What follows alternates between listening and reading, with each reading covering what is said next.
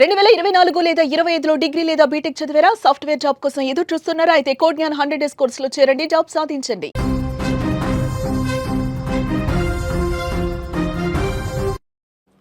అనుకున్నంత పనిచేసింది America. Israel సంయుక్తంగా జరిపిన మెరుపు దాడిలో ఇరాన్ సుప్రీం ఖమేనీని హతమొందించింది అమెరికా, ఇజ్రాయెల్. దీనికి సంబంధించి ఇరాన్ కూడా అధికారికంగా ధృవీకరించింది. మొదట ఈ యొక్క అంశాన్ని ట్రంప్ ట్రూత్ వేదికగా పోస్ట్ చేసిన తర్వాత ఇరాన్ ఖండించింది. కానీ ఆ తర్వాత ఇరాన్ మీడియా, అదేవిధంగా ఇరాన్ అధికారులు కూడా ధృవీకరించారు. 40 రోజుల పాటు ఇరాన్లో సంతాప దినాలు ప్రకటించారు ఖమేనీ మృతితో. దీంతో పశ్చిమాసియాలో ఒక్కసారిగా ఉద్రిక్తతలు పతాక స్థాయికి చేరుకున్నాయి. ఎందుకంటే మొన్న వెనిజులా అధ్యక్షుడిని అమెరికా తీసుకువెళ్ళిన తర్వాత మరలా రోజుల వ్యవధిలోనే ఇంకొక దేశ సుప్రీంని పూర్తిగా ఆ దేశంలోనే మట్టు పెట్టేటువంటి పరిస్థితి ఈరోజు జరిగింది. తమ నాయకుడి మరణానికి ప్రతీకారంగా ఇరాన్ ఇప్పుడు వందలాది డ్రోన్లు, మిసైళ్లతో ఇజ్రాయెల్ పైన విరుచుకుపడింది. ఇలాగూ జరిగిన నష్టం జరిగింది, ఇక పూర్తి స్థాయిలో మేము చేయాల్సింది చేస్తామంటూ ఇరాన్ ఇప్పుడు పూర్తిగా కాడొదిలినటువంటి పరిస్థితుల్లో భీకరమైనటువంటి దాడులు కొనసాగిస్తుంది. ఇక మేము నష్టపోవడానికి ఏమీ లేదు, అంతా అయిపోయింది, ఇక మా దగ్గర ఉంది మొత్తం కూడా చేసి చూపిస్తామన్నట్టుగా ఇరాన్ విధ్వంసానికి పాల్పడుతుంది. అటు జెరూసలం నుంచి ఇటు టెల్ అవీవ్ వరకు ఎక్కడ చూసినా సైరన్ల మోత, పేలుళ్ల శబ్దాలతో యుద్ధ వాతావరణం నెలకొంది. జెరూసలేం, టెల్ అవీవ్, హైఫా వంటి నగరాల లక్ష్యంగా ఈ దాడులు జరిగాయి. గగనతలంలో ఎర్రటి వెలుగులు చిమ్ముతూ దూసుకువస్తున్న డ్రోన్లను చూసి జనం భయాందోళనకు గురవుతున్నారు.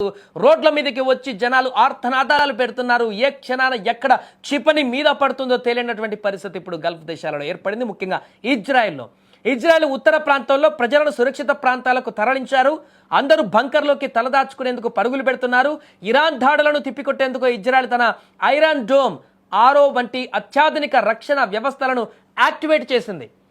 ఇక ఇరాన్ సుప్రీం ఖమేనీ మృతితో ఒక్కసారిగా ఇరాన్ దేశంలో భిన్నమైనటువంటి వాతావరణం నెలకొంది. ఖమేనీ చనిపోయినటువంటి తర్వాత అధికారికంగా ఈ వార్త బయటకు వచ్చిన తర్వాత అక్కడ చాలామంది ఖమేనీ చనిపోయినందుకు సెలబ్రేషన్ చేసుకుంటుంటే రోడ్ల మీదకి వచ్చి, మిగతా చాలామంది దీనికి ప్రతీకారంగా కొంతమంది న్యూస్ చదువుతున్నటువంటి వ్యక్తులు కూడా కన్నీళ్లు కారుస్తున్నటువంటి దృశ్యాలు కనిపించాయి. ఇరాన్ సుప్రీం మరణించారు అమెరికా ఇజ్రాయెల్ దాడులు అనేటువంటి అంశాన్ని వారు ప్రస్తావిస్తూ చేసినటువంటి పరిస్థితి ఒక్కసారిగా అక్కడ తీవ్ర ఉద్రిక్తతకు దారితీసింది.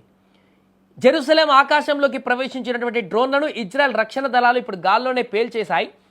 ఇజ్రాయెల్ ఎయిర్ ఫోర్స్ నిరంతరం గగనతనాల్ని పర్యవేక్షిస్తుంది. ఏ ఒక్క డ్రోన్ కూడా జనసాంద్రత ఉన్న ప్రాంతాలలో పడకుండా జాగ్రత్తలు తీసుకుంటున్నారు. అటు ట్రంప్ ఈ విజయాన్ని ఇరాన్ ప్రజలకు దక్కినటువంటి గొప్ప అవకాశంగా అభివర్ణించగా, ఇరాన్ మాత్రం ఈ నేరానికి ఇజ్రాయెల్ భారీ మూల్యం చెల్లించుకుంటుందంటూ కూడా ఘాటుగా హెచ్చరించింది. అందుకే ఇప్పుడు ప్రతిదాడి సుప్రీంనే హతమొందించిన తర్వాత ఇక తగ్గేదే లేదన్నట్లుగా వెనిజులాలో అధ్యక్షుడు లొంగిపోయిన తర్వాత అక్కడ వేరే ప్రత్యామ్నాయం ఏర్పడింది, అంతా సెటిల్ అయిపోయింది. కానీ ఇక్కడ ఇరాన్ పరిస్థితి అలా కాదు. ఇరాన్ సుప్రీం మరణించిన తర్వాత ఇది మరింత నిప్పులో ఉప్పేసినట్టుగా మారిపోయింది. వారి దగ్గర ఉన్నటువంటి అన్ని ఆయుధాలతో, అన్ని క్షిపణులతో పూర్తి స్థాయిలో ఎంతవరకు అయితే అంతవరకు నాశనం చేసేందుకు ఇప్పుడు రంగంలోకి దిగుతుంది ఇరాన్. ఈ నేపథ్యంలో ఒక తీవ్రమైనటువంటి ఆందోళన నెలకొంది. ఎందుకంటే ఈ యుద్ధంలో యుద్ధ నీతి లేదు. ప్రజలు, మహిళలు, చిన్నారులు ఎవరి ప్రాణాలకు కూడా పూర్తిగా భరోసా లేదు. క్షిపణులు వేశామా, బాంబులు దాడి చేశామా, అవతలున్న శత్రు దేశాన్ని చంపేశామా అనేటువంటి లక్ష్యం తప్ప వేరేదేది కనపడట్లేదు. కాబట్టి భారీగా ప్రజలు చనిపోయేటువంటి పరిస్థితి కనపడుతుంది. ఇప్పటికే చాలామంది మరణించారు 2 దేశాల నుంచి.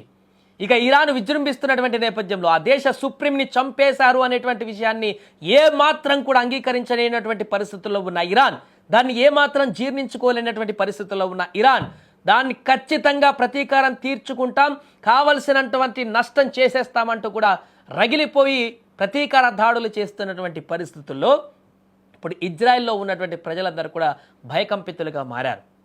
అదేవిధంగా మిగతా గల్ఫ్ దేశాలను కూడా దాడులు కొనసాగిస్తున్నటువంటి ఇరాన్కు గల్ఫ్ దేశాలు కూడా హెచ్చరికలు జారీ చేస్తున్నాయి.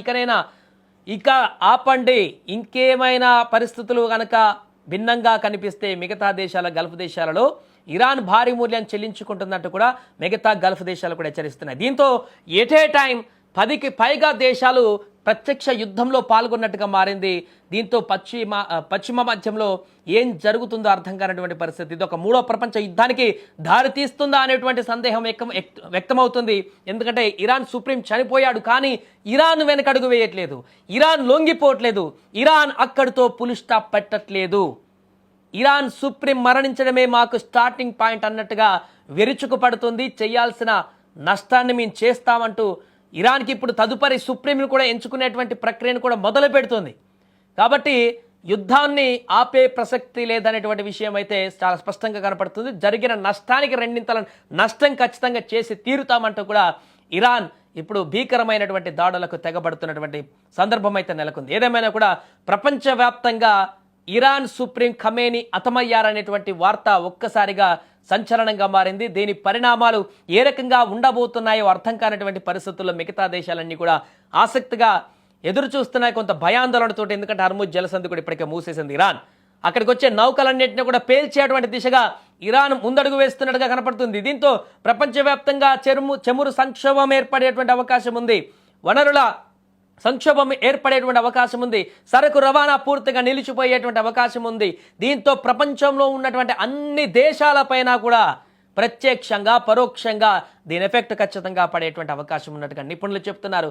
ఏదేమైనా ఇరాన్ సుప్రీం ఖమేనీ ఇక లేరు అనేటువంటి విషయాన్ని ట్రంప్ అధికారికంగా ధృవీకరించారు. ఫోటోలను కూడా బహిర్గతం చేశారు. ఇజ్రాయెల్ అదేవిధంగా అమెరికా రెండు దేశాలు కూడా ఖమేనీ చనిపోయాడు, ఖమేనీతో పాటు వారి కుటుంబ సభ్యులు కూడా చనిపోయారనేటువంటి విషయాన్ని వెల్లడించడం జరిగింది. దీంతో ఇప్పుడు ప్రపంచ దేశాలన్నీ కూడా ఎప్పుడు ఏం జరుగుతుందో తెలియనటువంటి అయోమయ పరిస్థితుల్లో కూరుకుపోయాయి.